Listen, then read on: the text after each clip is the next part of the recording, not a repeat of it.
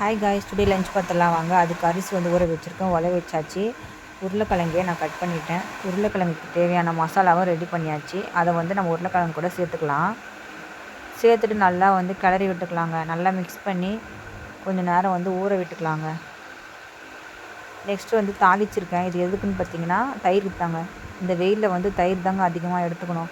தயிருக்கு வந்து நான் தாளிச்சிருக்கேன் பாருங்கள், சூப்பராக எல்லோ கலரில் இருக்குது. நெக்ஸ்ட் வந்து உருளைக்கிழங்கும் ரெடி ஆகிடுச்சு. இப்போ சாப்பாடும் வெந்துடுச்சு. இப்போ பார்த்துடலாமா? சாதம், சுட சுட சாதம் சூப்பராக இருக்குங்க. தயிருக்கும் உருளைக்கிழங்கு காம்பினேஷன் யாராருக்கெல்லாம் பிடிக்கும்னு சொல்லிட்டு கமெண்ட் பண்ணுங்கள். சூப்பராக இருக்குங்க. அதுவும் தாளித்த தயிர் பார்த்திங்களா, சூப்பரான தாளித்த தயிரும் ரெடி ஆகிடுச்சு. வெயில் டைமில் தயிர் சாப்பிட்டா அவ்வளோ டேஸ்ட்டாக இருக்கும்.